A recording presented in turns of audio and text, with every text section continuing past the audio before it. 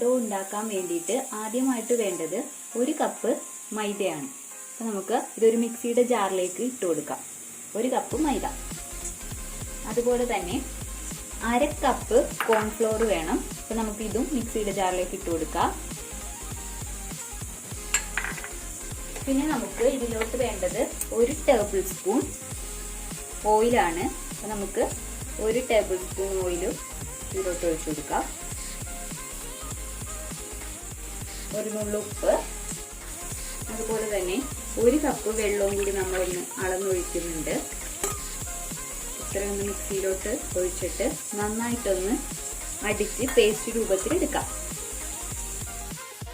നമുക്ക് ഇതുപോലെ ഒരു മിക്സ് കിട്ടിയിട്ടുണ്ട്. ഇനി ഇത് നമുക്ക് ഒരു അരിപ്പയിലൂടെ ഒന്ന് അരിച്ചെടുക്കണം. അപ്പോൾ നമുക്ക് ഇതൊന്ന് അരിച്ചെടുക്കാം. ഇനി നമുക്ക് ഇതുപോലത്തെ ഒരു പൈപ്പിംഗ് ബാഗ് എടുക്കണം. എന്നിട്ട് അതിലോട്ട് നമ്മൾ തയ്യാറാക്കി വെച്ചിരിക്കുന്ന ഈ മിക്സ് ഒഴിച്ചു കൊടുക്കാം.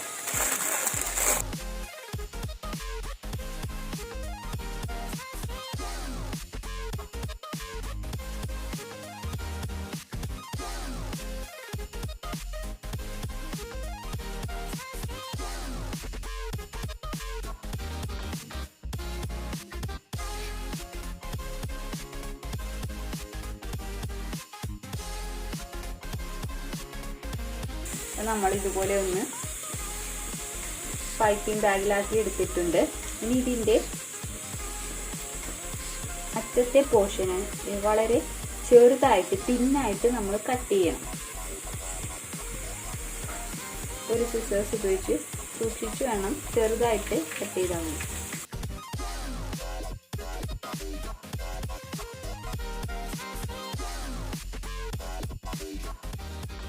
ഇനി നമ്മളൊരു ഫ്രൈയിങ് പാൻ വെക്കുക. എന്നിട്ട് അത് ഒന്ന് ചൂടാക്കി എടുക്കുക. ലോ ഫ്ലെയിമിൽ വെച്ചാൽ മതി കേട്ടോ. എന്നിട്ട് ഇതുപോലെ ഒന്ന് വരച്ചെടുക്കുക. വളരെ തിന്നായിട്ട് സ്പീഡിൽ അങ്ങ് വരച്ചാൽ മതി.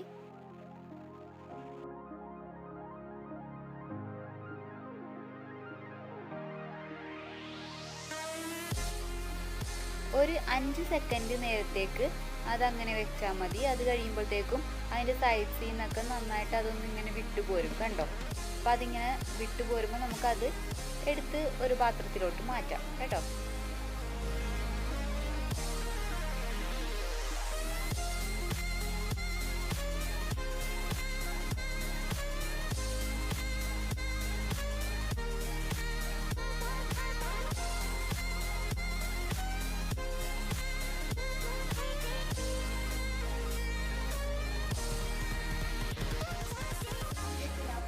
റെഡി ആയിട്ടുണ്ട്. പിന്നെ ഇത് വാങ്ങിക്കാനും നമുക്ക് ഇനി കടയിലൊന്നും തിരക്കി പോകേണ്ട കാര്യമില്ല. വളരെ സിമ്പിളാണ്. കണ്ട, നോക്കിയാൽ തന്നെ കാണാം.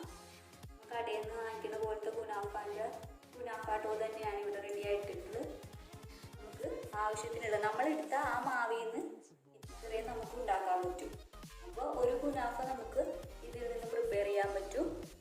അപ്പോൾ നമുക്ക് ഇനി ഇത് പെട്ടെന്ന് ഉണ്ടാക്കിയിട്ട് ഫ്രിഡ്ജിൽ ഒരു എയർ ടൈറ്റ് കണ്ടെയ്നറിൽ വെച്ചിട്ട് സൂക്ഷിക്കുകയും ചെയ്യാം. നിങ്ങളെല്ലാവരും ഇത് ഉണ്ടാക്കി നോക്കണം. വളരെ സിമ്പിളാണ്. ഇത് യൂസ് ചെയ്യാൻ നേരത്തെ ഇനി നമ്മൾ പൊട്ടിച്ച് എടുക്കത്തേ ഉള്ളൂ. എല്ലാവരും ഇത് ട്രൈ ചെയ്ത് നോക്കുക. വളരെ സിമ്പിളാണ്. അപ്പോൾ നിങ്ങൾക്ക് ഈ വീഡിയോ ഇഷ്ടമായെങ്കിൽ ഒന്ന് ലൈക്ക് ചെയ്തേക്കണേ. അതുപോലെ സബ്സ്ക്രൈബ് ചെയ്തിട്ടില്ലെങ്കിൽ അതുകൂടി ഒന്ന് ചെയ്തേക്കണേ.